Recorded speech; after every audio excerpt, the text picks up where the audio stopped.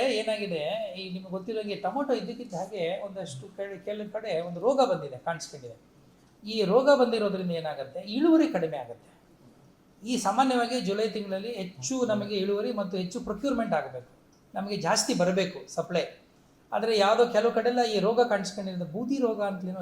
ವಂಶದಿಯ ಆಸ್ಪತ್ರೆಯಲ್ಲಿ ಸುಧಾರಿತ ನರ ಶಸ್ತ್ರಚಿಕಿತ್ಸೆ, ಮೆದುಳು ಮತ್ತು ಬೆನ್ನುಹುರಿಯ ಅಸ್ವಸ್ಥತೆಗಳಿಗೆ ಅತ್ಯಾಧುನಿಕ ತಂತ್ರಜ್ಞಾನವನ್ನು ಬಳಸಿಕೊಂಡು ತಜ್ಞರು ಆರೈಕೆಯನ್ನ ನೀಡುತ್ತಾರೆ. ಹೆಚ್ಚಿನ ಮಾಹಿತಿಗಾಗಿ ಸಂಪರ್ಕಿಸಿ 7277072770 ಅಥವಾ 9141066685. ಆ ರೋಗ ಕಾಣಿಸ್ಕೊಂಡಿರೋದ್ರಿಂದ ಇಳುವರಿ ಕಡಿಮೆ ಆಗಿದೆ. ಇಳುವರಿ ಕಡಿಮೆ ಆಗಿದೆ, ಆಟೋಮೆಟಿಕ್ ಆಗಿ ಡಿಮಾಂಡ್ ಜಾಸ್ತಿ ಆಗಿದೆ. ಸೊ ಹಂಗಾಗಿ ನಾನು ಮೊನ್ನೆ ವಿಚಾರಿಸಿದೆ, ಎಷ್ಟು ಹೋಗ್ತಾ ಇದೆ ರೇಟ್ ಅಂತಂದಾಗ 40-45 ರೂಪಾಯಿವರೆಗೂ ಒಂದು kg ಹೋಗ್ತಾ ಇದೆ. ಭಾಳ ಒಳ್ಳೆ ಒಂದು ರೇಟ್ ಬರ್ತಾ ಇದೆ. ಬಹುಶಃ ನಮ್ಮ ರೈತರು ಕೂಡ ಏನು ಸುಮಾರು ಕಡೆಯಿಂದ ಬರ್ತಾ ಇದೆ, ರೈತರಿಗೂ ಸ್ವಲ್ಪ ಸಮಾಧಾನ ಇದೆ, ಒಳ್ಳೆ ರೇಟ್ ಸಿಗ್ತಾ ಇದೆ ಅನ್ನುವಂಥ ಒಂದು ವಿಶ್ವಾಸ, ಸಮಾಧಾನ ಇದೆ.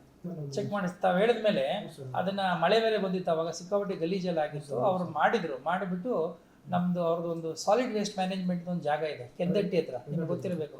ಅಲ್ಲಿ ನಮ್ಮದು CNG ಗ್ಯಾಸ್ ಬೇರೆ ಬರ್ತದೆ, APMC ಇದೆಲ್ಲ ತಗೊಂಡು ಅಲ್ಲಿಗೆ ಡಂಪ್ ಮಾಡೋಕ್ಕೆ ಹೇಳಿದೆ, ಅಲ್ಲಿ ಮಾಡ್ತಾ ಇದ್ದಾರೆ.